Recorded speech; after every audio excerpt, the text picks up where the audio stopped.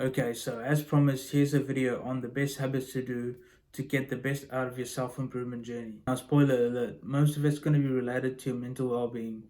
Now, when I said mental well-being, a lot of people that needed this video clicked out of the video already, but that's okay. If you're still here, bro, congrats. You need this video to navigate through your self-improvement journey. If you haven't guessed the first habit already, it's working out, and more specifically, lifting weights.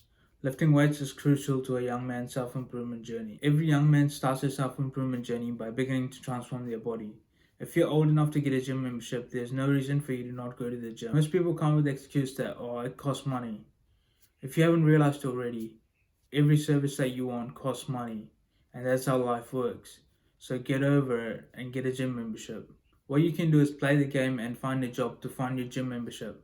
Now, don't tell me that people won't hire you because you're a teenager. If you look at almost all fast food restaurants, almost everyone working there are teenagers. So don't come to me with that BS. And if you're not old enough to join a gym, you can start with doing bodyweight exercises at home. There's no such thing as can't in this world. If there's a will, there's a way. Always remember that. Building an aesthetic body is so important because it will aid you in having better relationships dating wise, having better relationships business wise, and it will get you a better overall life because people will start treating you with more respect. So now you see how this affects all areas of your life.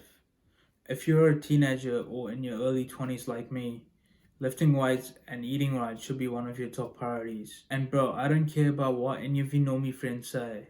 Oh bro, come out on a night out and have some fun. Bro, trust me when I say these people don't have your best interest in their mind. Give it 5 years and see how they turn out, and see how you turn out when you focus on yourself. I guarantee you that they will end up with a dad bod and a beer belly by their late 20s. What a disgrace to all men in the world, and what a disgrace to their previous generations as well. Trust me when I say that they're only your friends until the substance that you're all having is there. After it's gone, you guys have nothing in common. So decide to cut them out of your life and decide to surround yourself with like-minded people. That's the only way you're gonna grow. Those same people that you cut off will look at you in 5 years and go, oh, buddy's lucky he has great genes to build a nice body. You fucking moron, you think genes only will make you look like a Greek god without putting in any work? How delusional can people get? While they were out partying and drinking and indulging in instant gratification, you decided to work on yourself, which is all that matters. Think about it, they robbed themselves of their ideal future by indulging in instant gratification activities, while you made yours come true by indulging in delayed gratification activities. You know the same high school Chad that naturally looked good? So he went out every weekend, he drank beer, and now he ended up with a puffy face, a receding hairline, and a beer belly. While you were just an average kid at your high school and you decided that you could be better. So you worked on yourself relentlessly and see where you got yourself in a couple of years. Now all the girls want you and not the Chad from high school. Isn't it awesome how it switches up like that? But I'm telling you that you have to be willing to put in the work. If you don't, I'm sorry to say that you don't deserve it. Point blank period. So what exactly do you do when you go to the gym? I'm gonna break it down for you right now. All you have to do is progressively overload on your lifts and eat at a caloric surplus while eating a high amount of protein as well. I recommend eating 1 gram of protein per pound of body weight. It's that simple, don't overcomplicate it because it's not that complicated as these fitness YouTubers make it seem. They just want to sell you their training program, so they make it seem complicated, but don't fall for that. Now don't come to me saying that, oh, I think I need to lose weight first.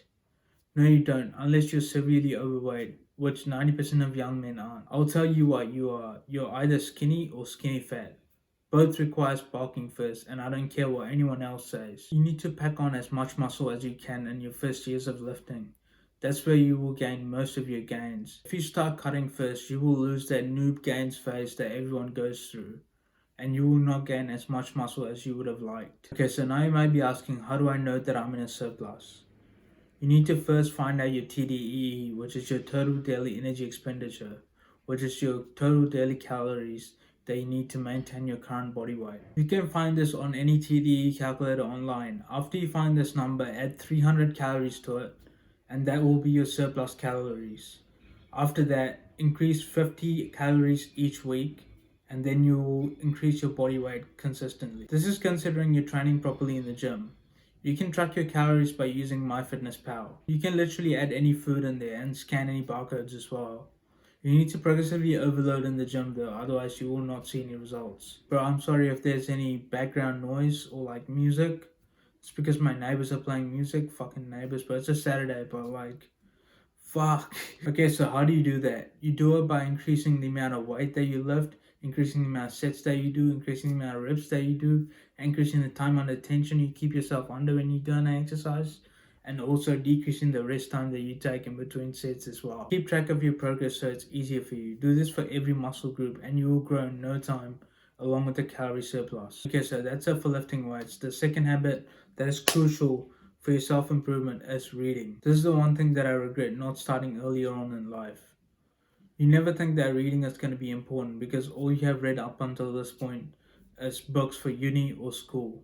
These types of books don't teach you any real life lessons. They're purely academic, so you're naturally going to be turned off by any books that come your way. Books that I'm recommending you to read gives another person's perspective on life, and that person is more experienced than you. But just think about how valuable that is. If you read the book and you understand it, you don't have to go through the trials and tribulations that the author had to go through, and you can learn the lessons from him. You will be more equipped to tackle life in the area that you read the book in, whether it be health, wealth, or relationships. So while your friends stop reading after school or uni, you start reading and you accumulate a wealth of knowledge that will set you quantum leaps apart from your peers. After that, you won't even hang out with the same friends anymore because you don't have anything in common anymore. You will go and find like minded individuals so you can discuss the ideas you came across in the books you guys read. The next item on the list is meditation. Time and time again, this has been proven to be a crucial element of self improvement for young men. But I don't have much experience in this realm either, and I'm just getting started as well. But I know the basics just to get you started on it. And I know that will give you immense benefits if you stick to it in the long term. You will eventually just learn to observe your thoughts instead of associating yourself with them. And the more you do it, the better you'll become, as with everything. Your anxiety levels will reduce a lot the more you do it. And the overall more calm you will feel the more you do it as well. In my experience, I feel like my anxiety levels have reduced just a little bit, just enough for me to notice. You have to be doing this for months to see some results, and I surely haven't been doing it for that long. When you start, I recommend you start with a couple of minutes a day. If you start with more than that, you will most likely quit within a couple of days or within a couple of weeks. You need to build up the consistency of the habit first without upping the intensity of it. This is the same thing I tell people that join the gym for the first time as well. Just go every day for like 10 or 20 minutes before upping the intensity and going for like an hour a day. Next habit on the list is gratitude journaling, and it's the easiest habit on the list so far. This will improve your day-to-day mood so much because once you get into the habit of it, you will find little things to be grateful for throughout your day, which will increase your levels of happiness automatically. Practicing gratitude has time and time again shown to be the most powerful way of increasing your levels of happiness daily. You most likely have thought in the past, up until now, that the only way that you can be happier is through materialistic possessions, but that can be further from the truth. To start, it's literally the easiest thing ever. Just get a notepad or a journal and write down 3 bullet points of what you're grateful for that day. And bro, don't repeat the same thing that you have written over and over again. Just find new things that you're grateful for. I'm sure it's easy enough. Bro, let me know which habit is your favorite in the comments below. Peace.